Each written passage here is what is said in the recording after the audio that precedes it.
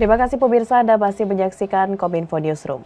Presiden Joko Widodo melakukan pertemuan dengan Presiden Rusia di Istana Kremlin, Moskow. Dalam pertemuan itu, keduanya berdiskusi terkait rantai pasok pangan dan perdamaian.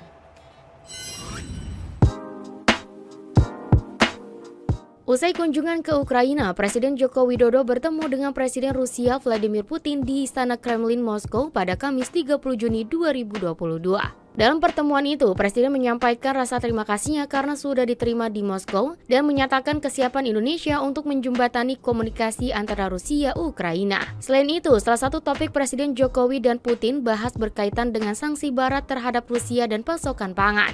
Saya telah menyampaikan pesan Presiden Zelensky untuk Presiden Putin dan saya sampaikan kesiapan saya untuk menjadi jembatan komunikasi antara kedua pemimpin tersebut. Sementara itu, Presiden Putin mengatakan pihaknya siap memenuhi kebutuhan pasok pangan seusai melakukan pembicaraan dengan Presiden Republik Indonesia Joko Widodo.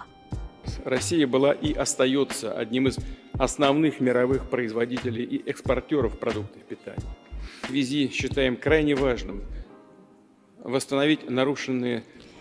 Di akhir pernyataannya, Presiden Jokowi kembali menegaskan bahwa Indonesia tak memiliki kepentingan apapun dalam konstelasi perang Ukraina-Rusia. Indonesia tidak memiliki kepentingan apapun kecuali ingin melihat perang dapat segera selesai dan rantai pasok pangan, pupuk, energi dapat segera diperbaiki karena ini menyangkut kehidupan ratusan juta orang bahkan miliaran manusia. Saya mengajak seluruh pemimpin dunia untuk bekerja sama kembali menghidupkan semangat multilateralisme, semangat damai dan semangat kerjasama.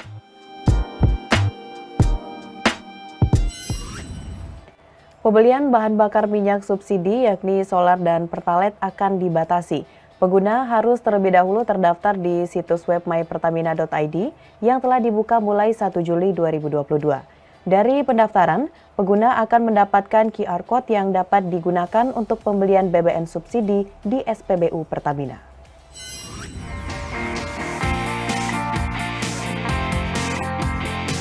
PT Pertamina mulai melakukan uji coba pendaftaran aplikasi My Pertamina pada 1 Juli 2022. Aplikasi My Pertamina ini sebagai syarat pembelian bahan bakar minyak atau BBM bersubsidi jenis Pertalite dan solar oleh masyarakat. Sekretaris Perusahaan Pertamina Patraniaga Irto Ginting mengatakan, aplikasi digital itu berfungsi untuk mendata masyarakat agar penyaluran BBM bersubsidi ke depan dapat tepat sasaran. Penggunaan platform tersebut merupakan upaya pencegahan potensi terjadinya penyelewengan atau kasus penyalahgunaan BBM bersubsidi di lapangan. Irto mengungkapkan BBM bersubsidi jenis Pertalite dan solar saat ini masih banyak dikonsumsi oleh masyarakat dengan golongan menengah ke atas dengan komposisi hampir 60% terkaya, menikmati hampir dari 80% dari total konsumsi BBM bersubsidi. Sedangkan masyarakat miskin dan rentan atau 40% terbawah hanya menikmati sekitar 20% dari BBM bersubsidi tersebut. Dipilihnya website My Pertamina sesuai pengaturan PPh Migas nomor 6 tahun 2013. Pada tahap ini pendaftaran fokus untuk melakukan pencocokan data antara yang didaftarkan oleh masyarakat dengan dokumen dan data kendaraan yang dimiliki. Setelah statusnya terdaftar, masyarakat akan mendapatkan QR Code. Selanjutnya QR Code yang diterima juga dapat di-print out dan dibawa fisiknya ke SPBU ketika ingin melakukan pengisian Pertalite dan solar. QR Code tersebut kemudian akan dicocokkan datanya oleh operator SPBU.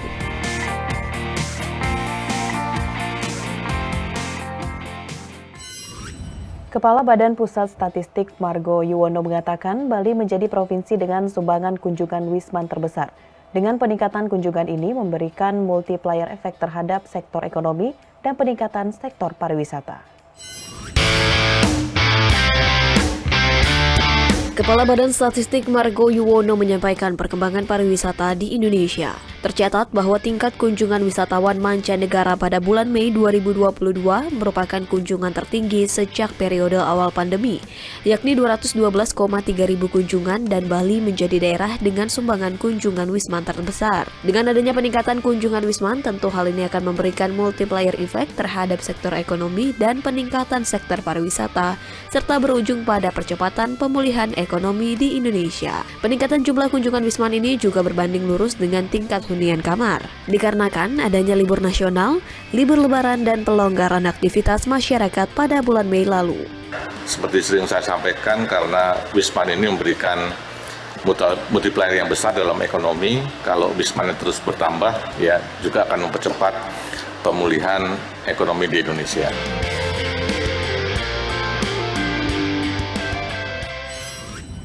Sementara itu pemirsa, terkait inflasi pada Juni 2022, komoditas cabai menyumbang inflasi terbesar mencapai 0,61%. Kenaikan harga cabai ini terjadi karena faktor cuaca atau hujan di beberapa sentra produksi yang menyebabkan gagal panen sehingga suplai terganggu. Kepala Badan Pusat Statistik Margo Yuwono menyebutkan cabai merah menjadi komoditas penyumbang terbesar inflasi pada Juni 2022 yang mencapai 0,61% secara bulanan. Dari kelompok makanan, minuman, dan tembakau, cabai rawit dan bawang merah juga memberi andil kepada inflasi Juni yang cukup besar, yakni masing-masing 0,10% dan 0,08% secara bulanan. Kenaikan harga cabai merah, cabai rawit, dan bawang merah ini terjadi karena faktor cuaca atau turun hujan yang cukup lebat di beberapa sentra produksi yang menyebabkan gagal panen sehingga suplai terganggu. Pada bulan Juni ini cabai merah andilnya 0,35%, dan kalau di grafik juga demikian Bapak Ibu sekalian ya.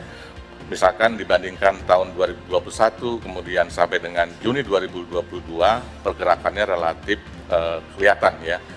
Di mana kalau memang suplainya cukup, ya tidak ada anomali cuaca, bahkan cabai ini secara Y on Y andilnya mengalami deflasi bahkan gitu ya. Adapun secara tahunan, inflasi Juni 2022 yang mencapai 4,35% juga disebabkan oleh kenaikan harga komoditas di kelompok pengeluaran makanan, minuman, dan tembakau yang memberi andil sebesar 0,47%. Pemirsa, tetaplah bersama Kominfo Newsroom karena setelah jeda kami akan kembali dengan informasi keterlibatan pelaku industri pariwisata dalam pengurangan risiko bencana.